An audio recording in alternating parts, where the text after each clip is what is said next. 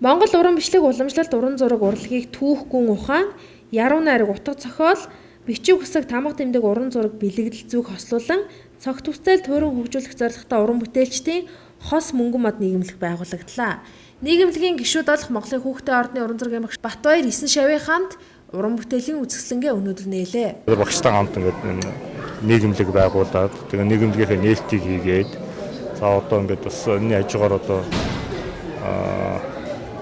ЮНЕСКОд одоо бас Монгол бичиг уран бичлэгийг бас бүртгүүлэх тал дээр хамтран ажилласан олон одоо нөхцөл байдлууд ингэж давхар бүрдсэн учраас бид өнөөдөр ингээд 9 шав багштай хамт нийлээд үзэсгэлэн зохион байгуулаад байж байна. Үзэсгэлэнгийн гол онцлог за тэгээ мөнгөн мод нийгэмлэгийн үйл ажиллагааны талаар мэдээлэл.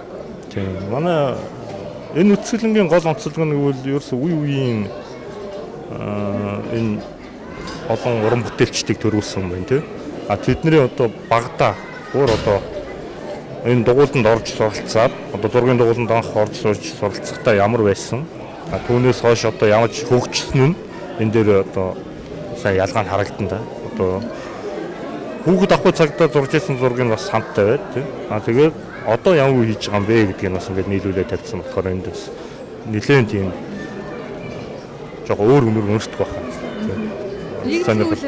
Нийгэмлэгийн үйл ажиллагаа бол ер нь Монгол бичиг болоод энэ өв соёл байна тийм.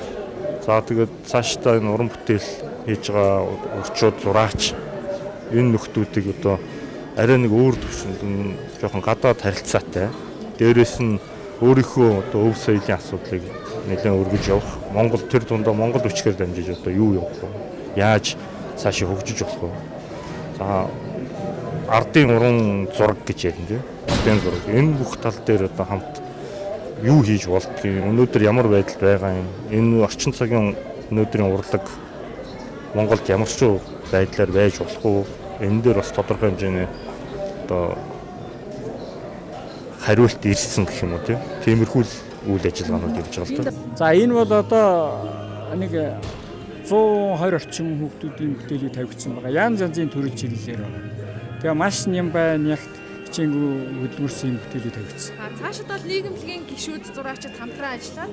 За одоо тэгээ мэдээж одоо Монголоо яаж хөгжүүлэх үү, бичиг соёл яаж хөгжүүлэх үү, ямар судалгаа хийх үү, аль нь алдаатай оноотой байна уу, тэгээ алийг яаж сайхан дэлгэрүүлэх үү гэсэн ийм чиглэлээр л явна да. Монгол бичгийн уран зурагтай ослуулсан гэж ойлгож байна. За уран зурагтай, бичиг үсэгтэй, тамгатай, түүхтэй, гүн ухаантай, шүлэгтэй, яруу найрагтай болсон.